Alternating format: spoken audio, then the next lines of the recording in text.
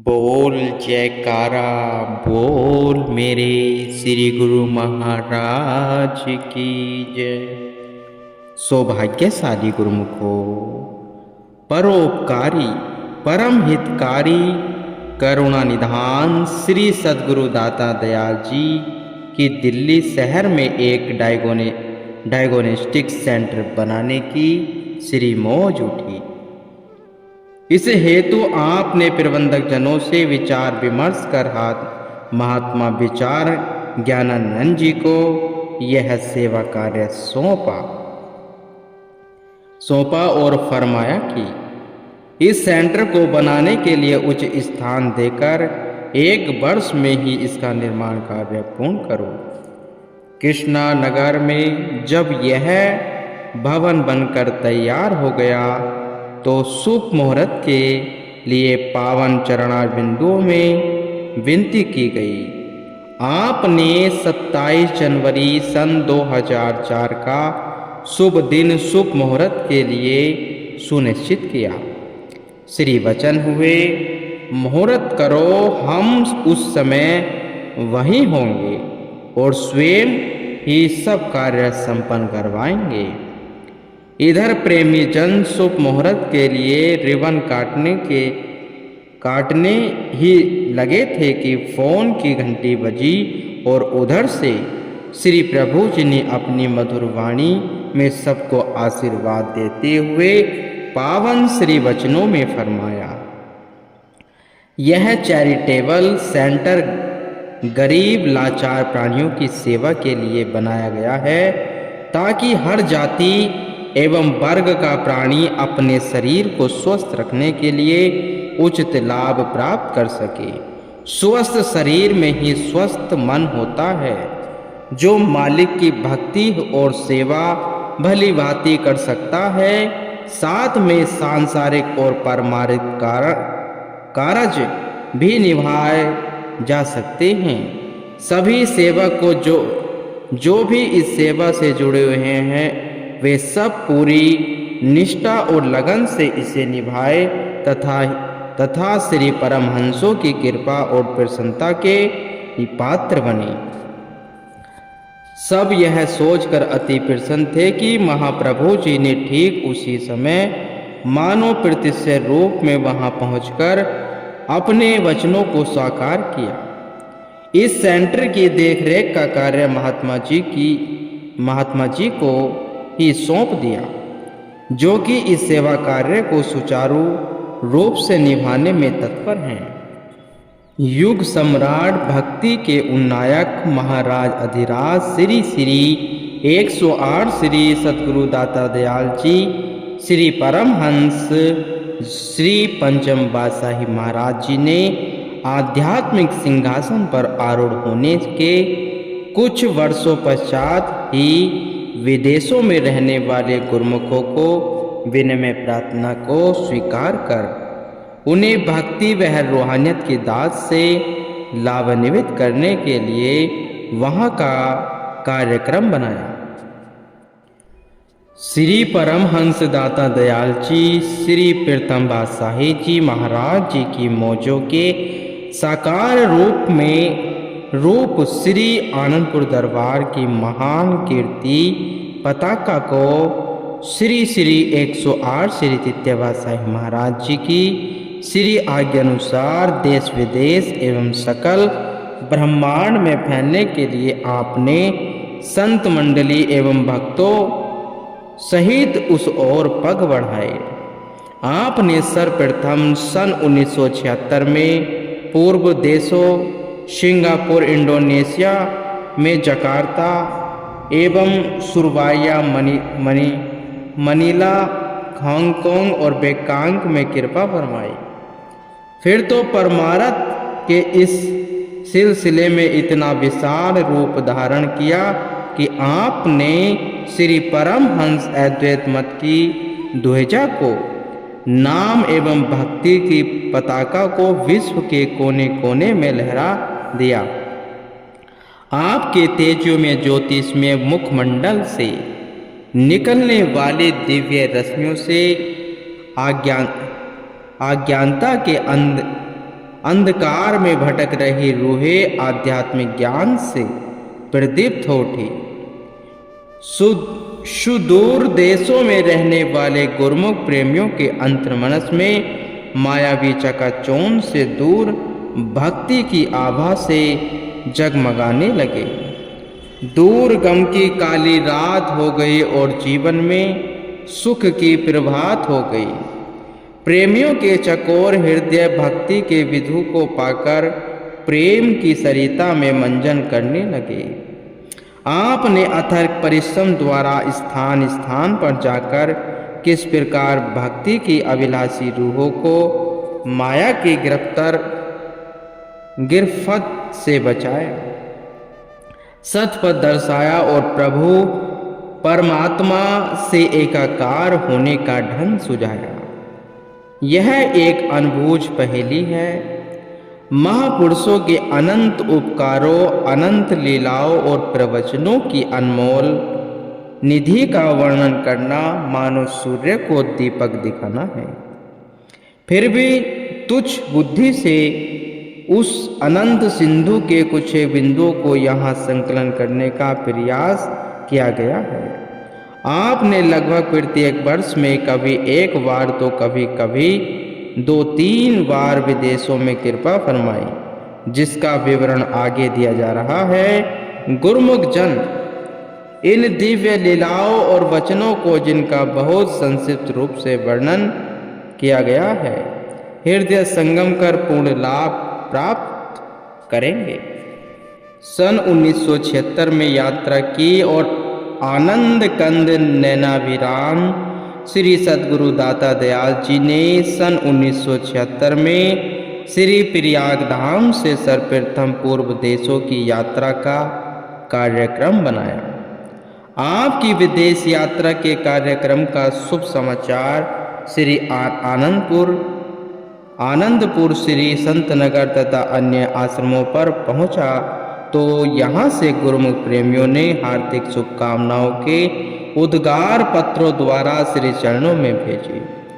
श्री आनंदपुर की अन्य मंगल कामनाओं के साथ यह एक उल्लास भरी विनय श्री चरणों में पहुंची कि हमारे हृदय सम्राट श्री आनंदपुर वासी भगवान जहाँ जहाँ पर कृपा फरमाएंगे, वहाँ वहाँ पर श्री आनंदपुर वासी भगवान की इस जयकारे की गूंज गुंजयमान होगी।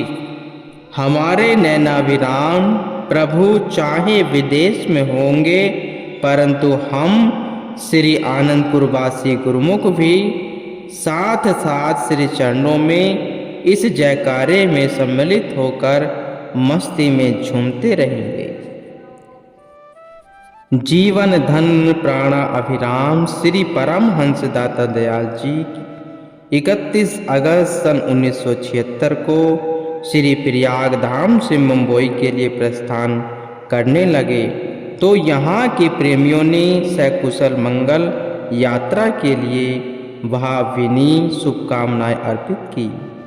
गुरुमुखों ने मोती मणिकाओं से श्री आरती की थाली सजाई। सूर्य की किरणें उसमें अपने तेज को मिलाकर आरती उतारने के लिए सम्मिलित हो गई। वह दिव्य समय और अद्भुत श्री दर्शन अलौकिक आभा को लिए हुए थे। मंगलाचार के शुभ सगुनों को स्वीकार करते हुए आपने वहां से मुंबई के लिए प्रस्थान किया। अमरधाम आश्रम में गुरुमुख प्रेमियों का उत्साह देखते ही बनता था।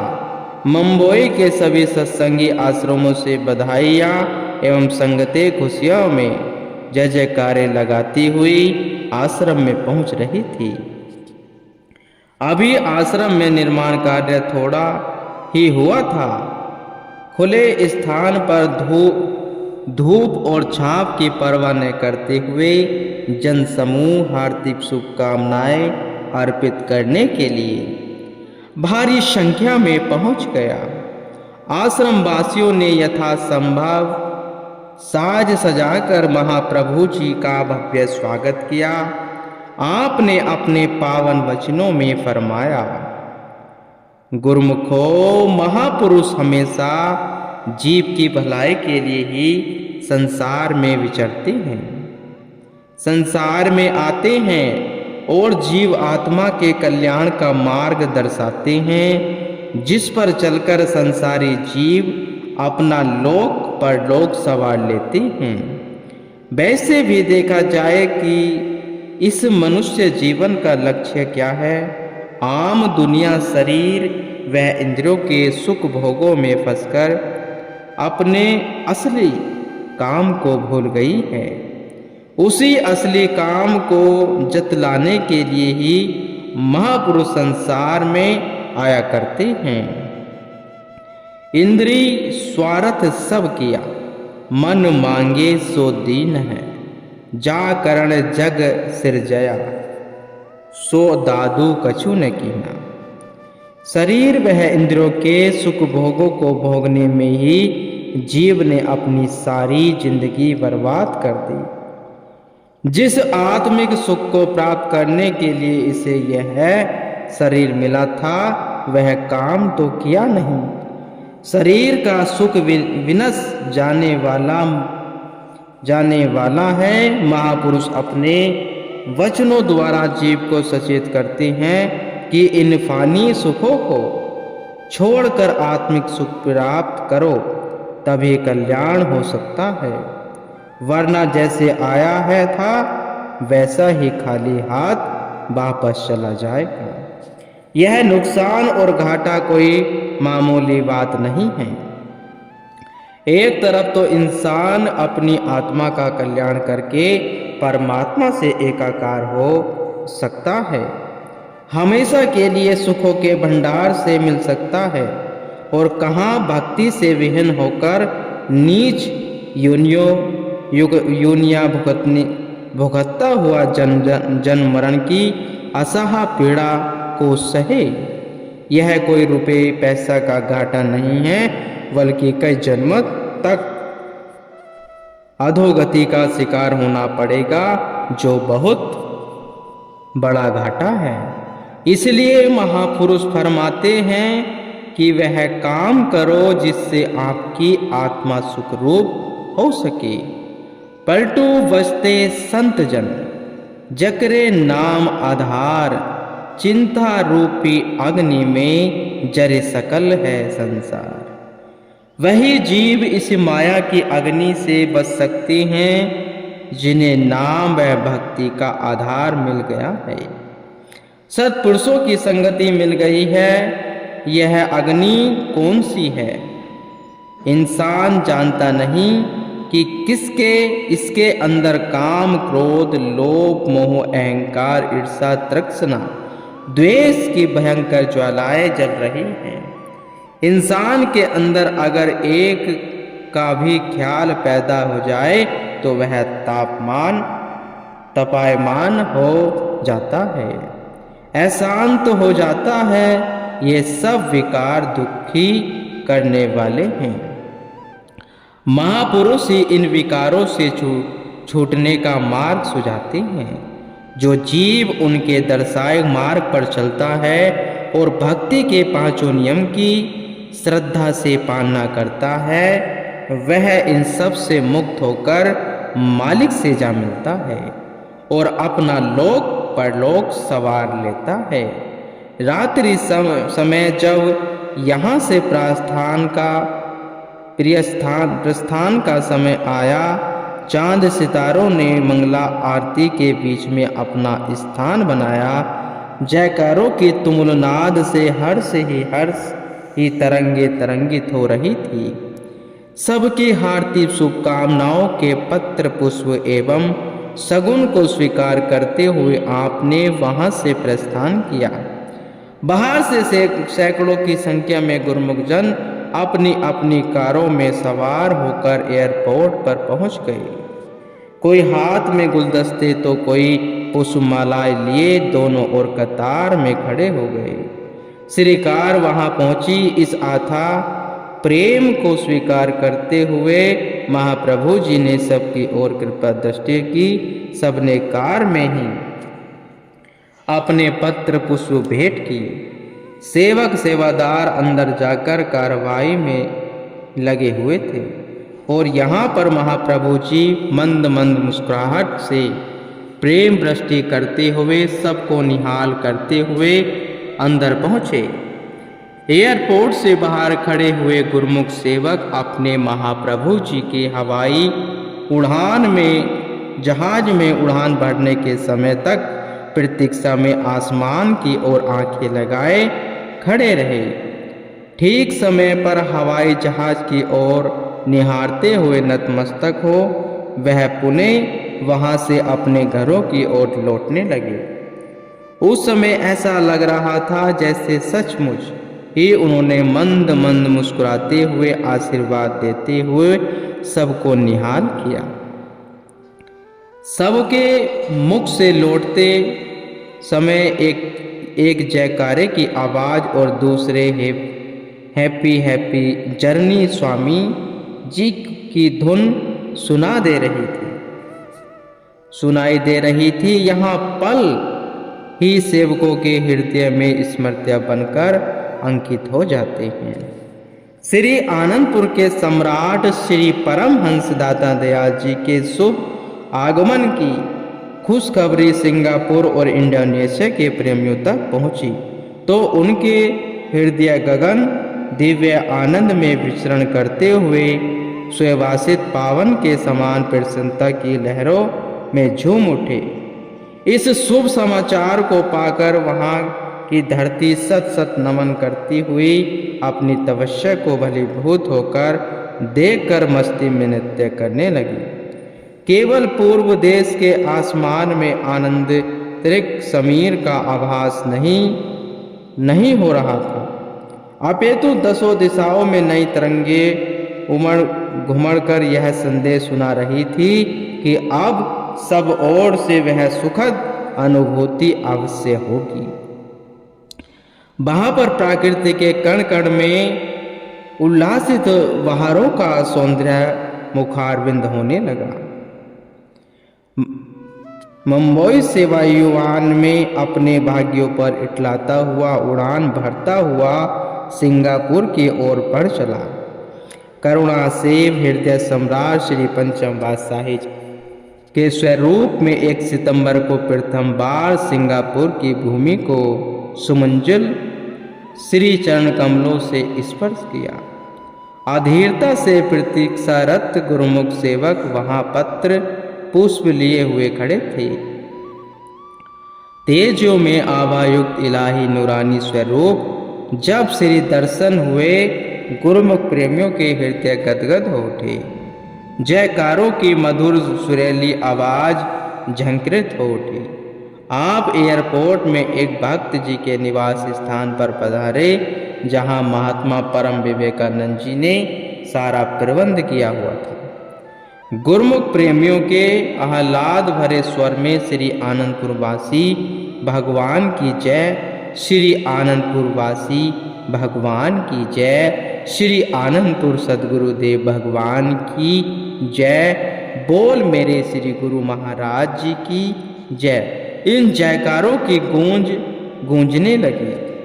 सचमुच ही महाप्रभु जी को हर पग पर श्री आनंदपुर वासियों की विनय स्मरण हो आती है। अविरल प्रेम की स्मृतियों में आप भावुक हो जाते हैं। 1-2 बार प्रेमियों ने पूछ ही लिया कि आपके मुखमंडल पर अचानक ही भावुकता का समावेश क्यों हो जाता है। आपने फरमाया, हमारे श्री गुरु महाराज जी ने फरमाया, कुछ तो सम्मुख प्रेमियों का अनन्य प्रेम और कुछ अनन्य प्रेमियों की स्मृति दोनों ही हमें भावुक बना देते हैं। क्या करें, जहां देखो प्रेमियों के प्रेम का सागर उमड़ कर आ रहा है और हमें शीघ्र अतिशीघ्र प्रेम बंधन में बंधने को विवश करता है। पुरातन इतिहास वर्तमान में उसी सत्यता को दर्शा रहे हैं कि वास्तव में हर युग के अवतार किसी भी वेश में अवतरित हो, परंतु उनका मौलिक संबंध एक ही रूपता को चरितार्थ करता है। जैसे कि पार्वती जी ने शिव जी को नैन मूंदे ध्यान में मग्न देखा। उनके नैनों में अश्रु प्लेवित हो रहे थे। जब वे ध्यान अवस्था से उठे तो उसने पूछा, प्राणनाथ, आप किसका ध्यान करते हो और किसके प्रति इतना प्रेम भाव आपको विह्वल करता है? उन्होंने उत्तर दिया, पार्वती, मैं अपने भगवान राम को याद करते हुए, उनकी लीला को निहारते हुए उन्हीं में खो जाता हूँ। पार्वती जी ने पुनः विनय की, देव श्री राम जी कहते हैं कि आप उनके भगवान हैं और आप कहते हैं वे मेरे भगवान हैं। आपकी इस अद्भुत अगम लीला को कौन समझ सकता है? उन्होंने लंबी ठंडी सांस लेते हुए कहा, प्रेम के न्यारे बंधन को केवल विरले प्रेमी ही जान सकते हैं। आप प्रतिदिन श्री वचनों की अमृत वर्षा करते हुए, जिसमें मंजन कर मायावी जगत में रहने वाले गुरुमुखों के मन पर स्वतः ही भक्ति का रंग चढ़ना आरंभ हो जाता है। यह केवल एक ही बार के वचन संकलित किए गए हैं। मनुष्य महापुरुषों की शरण में इसलिए आता है कि वह संसार के बंधन से मुक्त होने का अभिलाषी है। जीव आत्मा को अपने मालिक से बिछुड़कर जन्म जन्मांतरों से 84 लाख योनियों के चक्र में भटक रही है। उसे इस दुखद चक्र से बचाकर मालिक के साथ मिलाना है। यही वह विशेष प्रयोजन है जिसे लेकर मनुष्य सत्पुरुषों की छत्र छाया की खोज करता है, क्योंकि उनकी सहायता के बिना यह उद्देश्य पूर्ण नहीं हो सकता। जब भाग्य से उनकी शरण संगति प्राप्त हो जाए तो जीव को चाहिए कि जब तक उद्देश्य पूर्ण हो तब तक उसकी दृष्टि उद्देश्य से हटने न पाए।